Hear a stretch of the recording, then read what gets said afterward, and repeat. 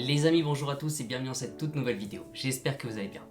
C'est la trêve internationale et malheureusement il n'y a plus de match du PSG. Et justement j'ai trouvé que c'était vraiment le moment parfait pour faire une note en gros de tous les joueurs du PSG depuis l'arrivée de Galtier jusqu'à aujourd'hui. Donc en gros, quels sont les meilleurs joueurs parisiens depuis le début de la saison? Les amis, bien sûr on va voir tout ça juste après l'introduction. Je compte sur vous pour un maximum de pouces vers le haut. C'est parti.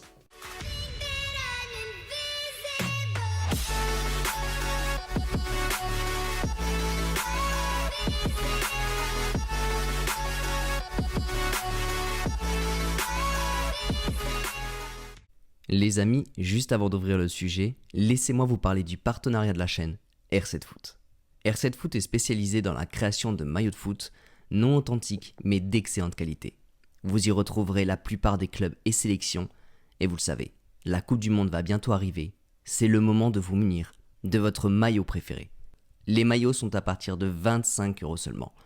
R7 Foot vous offre jusqu'à 3 maillots offerts en fonction du montant de votre panier. Vous pouvez choisir le flocage de votre choix. La livraison est offerte à partir de 79 € d'achat. R7 Foot dispose de plusieurs moyens de paiement, dont PayPal qui est le plus sécurisé, mais également vous avez moins 10% sur tout leur site internet avec le code PSG. Vous retrouverez absolument toutes les informations directement en description. Et vous l'avez compris, c'est un partenariat, donc chaque achat sur leur site permettront de faire évoluer la chaîne. Un immense merci à tous ceux qui le feront. Une excellente vidéo à tous. Bon du coup les amis, bienvenue dans cette toute nouvelle tier list qui va être divisée justement en 5 notes différentes. Les indispensables, les très bons, les bons. Les joueurs, honnêtement j'attends encore avant de les noter. Et après directement les bofs. J'espère qu'il n'y aura vraiment aucun joueur dans les bofs. J'ai repris directement tout l'effectif complet avec bien sûr un léger bonus, c'est Zaïre Emery. Alors bien sûr déjà la première chose c'est que c'est un concept qui existe depuis un long moment, mais c'est vraiment la toute première fois que je fais ce concept là. Donc bien sûr si ça vous plaît, pensez à me le dire en commentaire pour que j'en fasse beaucoup plus.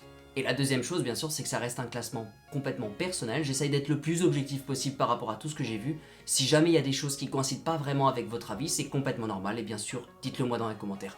Mais je vous embête pas plus longtemps, on commence directement avec le tout premier joueur, Achraf Hakimi. Honnêtement, Achraf Hakimi, je trouve qu'il n'a pas été mis dans des meilleures dispositions l'année dernière. Je trouve qu'il a mal été utilisé et il fait un excellent retour en forme. Je trouve que Achraf Hakimi, il mérite directement sa place en tant qu'indispensable. Pour moi, il ne peut pas y avoir d'autres personnes dans le couloir droit que Achraf Hakimi. Et on arrive directement au duel entre les deux gardiens. On a directement Navas et Donnarumma. Pour moi, Navas, encore une fois, ça reste dans les gardiens indispensables du PSG. Pour moi, je le laisse dans les indispensables. Alors je vous avoue que la marge, elle est extrêmement fine entre très bon et indispensable. Pour moi, c'est quasiment la même chose. Et on se retrouve directement, malheureusement, avec Donnarumma. Alors Donnarumma, c'est intéressant parce que ça reste un excellent gardien, mais il a des grosses difficultés avec le PSG depuis justement le match face au Real Madrid. Pour moi, il vaut pas non plus un bof. Pour moi, j'ai clairement envie de dire que j'attends encore parce que j'aimerais bien justement qu'il ait un sursaut d'orgueil, qu'il ait un sursaut justement, qu'il arrive à régler ce petit problème qu'il a au pied, qu'il arrive à enlever ce stress et qu'il soit mis dans des bonnes dispositions. Il y a effectivement une grande concurrence avec Navas. Donnarumma est un très bon gardien. Pour moi, je l'aurais mis dans bon Donnarumma. Je l'aurais pas mis plus bas. On arrive directement à Lionel Messi.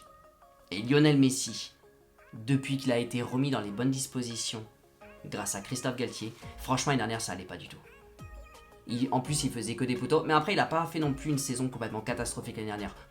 Moi honnêtement Lionel Messi je l'aurais mis complètement dans les indispensables. Il est en train de faire une saison complètement exceptionnelle. Donc Messi forcément aucun problème, ça reste un joueur indispensable. Et Bernat, alors moi j'ai ma légère préférence et du coup vous verrez pour la suite de la vidéo.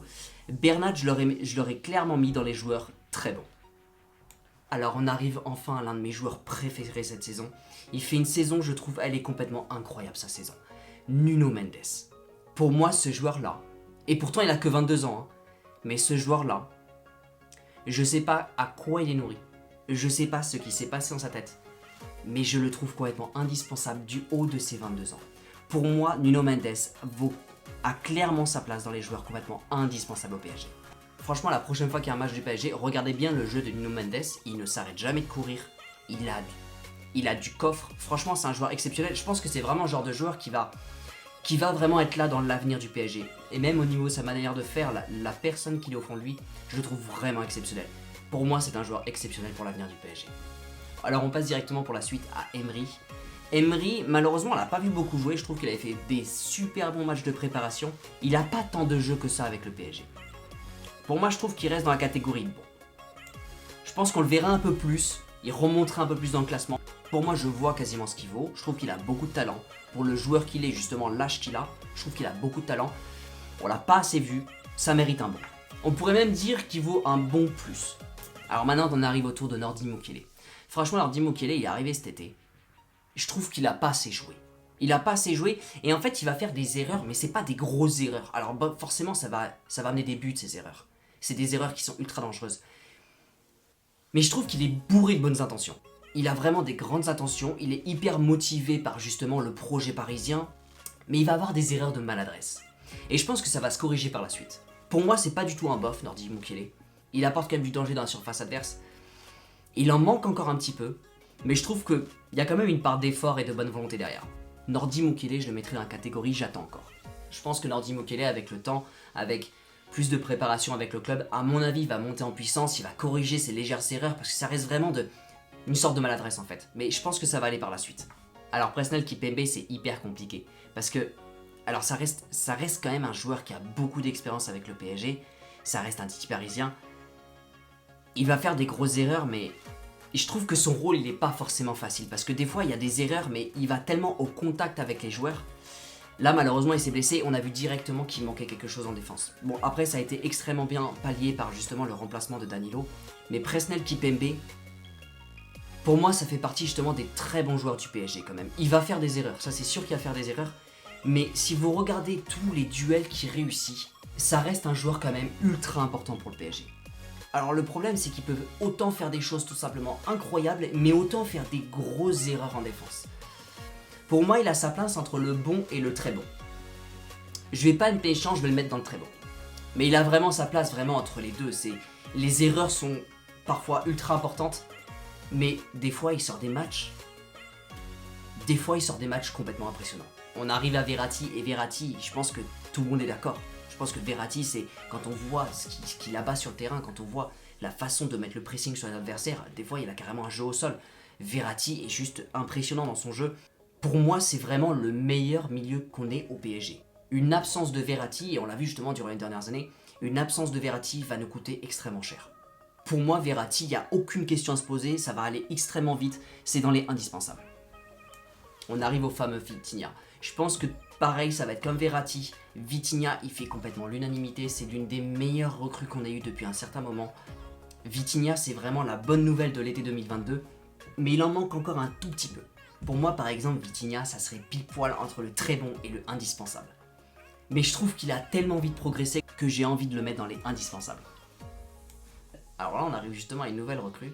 Et je trouve qu'il a pas tant que joué que ça. Il a fait quelques petites apparitions au début, Fabian Ruiz. Mais en même temps, le match où il a été titulaire, je trouve qu'il a super bien joué. En fait, c'est un joueur qui arrive vraiment à bien se placer pour récupérer le ballon, à créer de l'espace, mais en même temps, il a des très bonnes passes. Alors je pense que sa force, vraiment son grand talent, son pur talent, on va le voir par la suite, vous inquiétez pas, les choses vont se mettre en place naturellement.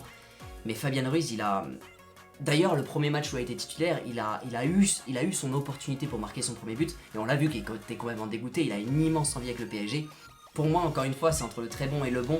Et bon, ça reste encore un petit peu tôt, mais c'est pas du tout du j'attends encore. Pour moi, ça va être un bon joueur, mais pour moi, ça va être un bon plus.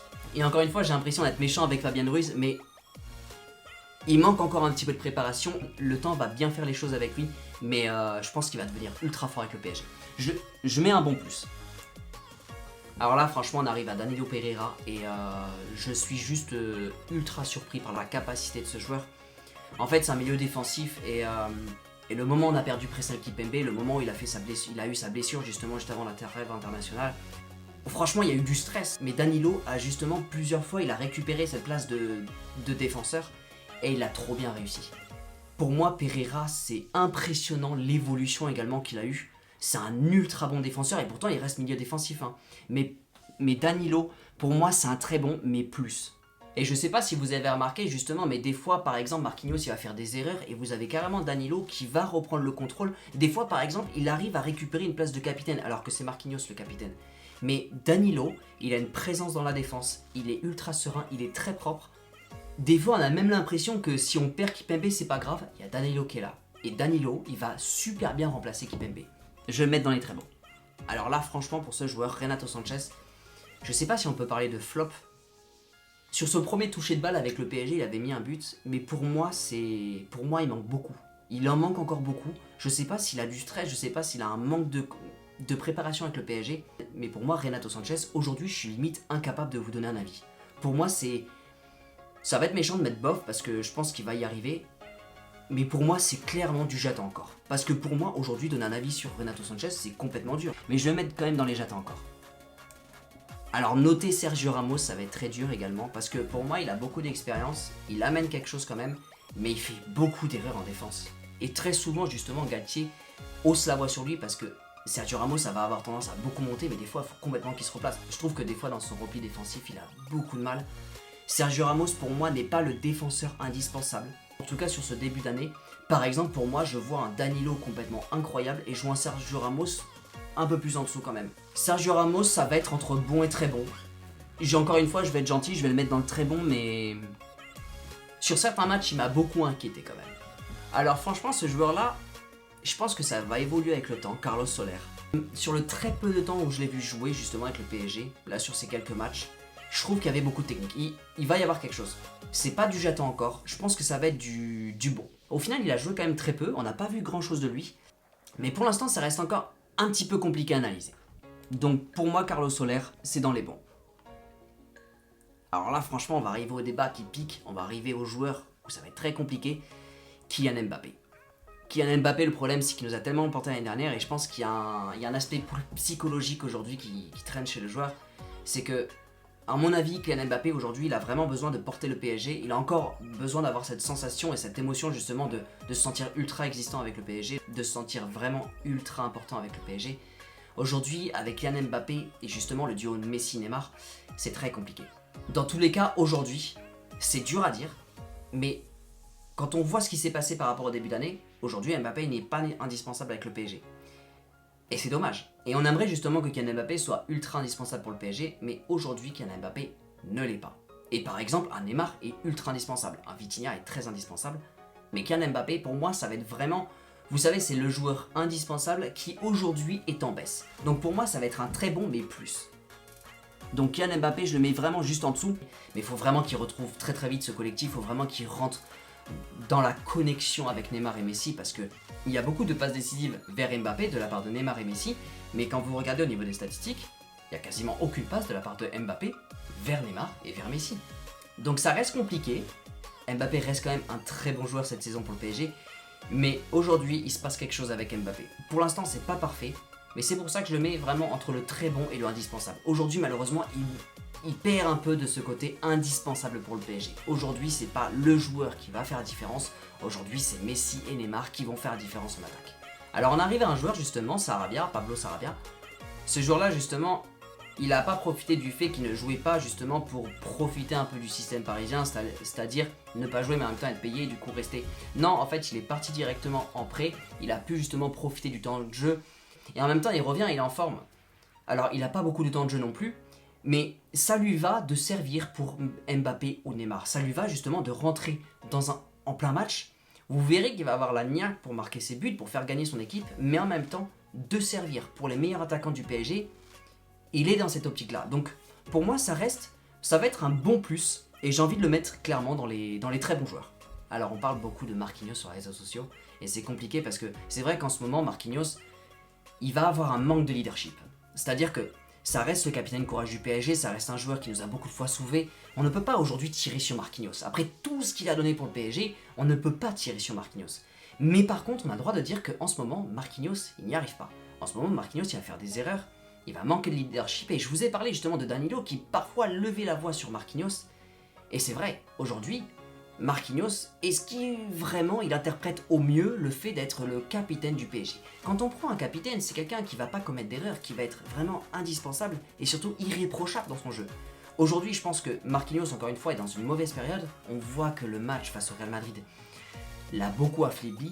Il faut que Marquinhos retrouve cette façon d'être irréprochable. Il faut que Marquinhos reprenne du galon, reprenne un bon niveau de jeu. Marquinhos reste quand même un immense défenseur, mais il est dans cette période justement de baisse. Pour moi, Marquinhos aujourd'hui, ça vaut un bon plus. Bon, il va rester 2 joueurs, et forcément, je vous ai gardé le meilleur pour la fin. Il va rester Ekitike. Alors Ekitike, honnêtement, à noter, pareil. Moi, je vais plus me baser sur l'envie du joueur que le temps de jeu qu'il a eu. Je trouve que ça restait quand même extrêmement timide au début pour Ekitike, mais il n'a pas assez de temps de jeu.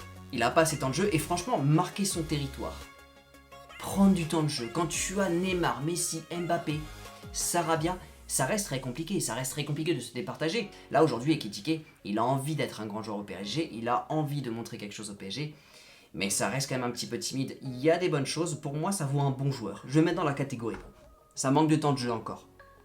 Et forcément on arrive à Neymar. Neymar, c'est la renaissance, c'est le phénix qui renaît de ses cendres. On se posera encore toujours la question si c'est la Coupe du Monde qui fait cet effet-là, ou alors si c'est l'effet Galtier. Mais pour moi, aujourd'hui, Neymar rentre complètement dans une toute nouvelle catégorie, ou alors il revient tout simplement dans la catégorie dans laquelle il était avant. Neymar fait une saison, pour moi c'est le meilleur parisien cette saison, je pense que j'ai déjà dit assez de fois dans les autres vidéos. Pour moi c'est du indispensable, mais pas moi. C'est limite du indispensable plus. Et j'espère vraiment que Neymar, en repartant de la Coupe du Monde, va rester vraiment dans ce système-là. Sa mentalité de aujourd'hui ne plus se baser sur le défi personnel et vraiment aller chercher du jeu avec son équipe, ça lui a beaucoup apporté aujourd'hui Neymar. Ça fait un bien fou de retrouver un Neymar comme ça. Bon, en gros, pour faire un compte rendu, il y a 2 joueurs, j'attends encore pour les noter. Ça va être Mukiele et Renato Sanchez. J'attends encore beaucoup de ces joueurs-là et surtout j'attends encore avec le temps justement pour donner ma note finale. Après, franchement, les joueurs indispensables, Hakimi, Navas, Lionel Messi, Nuno Mendes, Verratti, Vitinha et Neymar. Pour moi, ces joueurs-là, s'ils sont pas là, il va se passer quelque chose. Et c'est intéressant justement de voir 2 jeunes joueurs, 2 joueurs où justement on a levé une option d'achat et on les a recrutés cet été. Ces 2 joueurs-là sont complètement indispensables pour le PSG. Et bien sûr, au niveau de l'attaque, avec Messi et Neymar, il n'y a aucune question à se poser. Les amis, après, ça reste quand même assez compliqué de faire un classement dans ce genre-là. Je suis sûr que plein de personnes se diront, moi j'aurais pas mis Hakimi à ce niveau-là, ou alors j'aurais mis Donnarumma un peu plus haut, ou bref, et vice-versa. Mais ça reste vraiment un avis complètement personnel, donc j'attends dans tous les cas votre avis dans la barre des commentaires. J'espère d'ailleurs que ce nouveau contenu vous a plu. Encore une fois, si ça vous a plu, mettez-le dans la barre de commentaires, j'en ferai beaucoup plus. Et d'ailleurs, ça me plairait beaucoup, limite une fois par mois, une fois tous les 2 mois, de reproduire ce genre de classement pour voir justement l'évolution des joueurs avec le temps justement au fil de la saison. Donc n'hésitez pas à me le dire dans la barre de commentaires. J'espère dans tous les cas que cette vidéo vous a plu. Les amis, n'oubliez pas, on se retrouve très très vite dans une toute nouvelle vidéo. N'oubliez pas, prenez soin de vous et surtout n'oubliez pas que ici c'est Paris.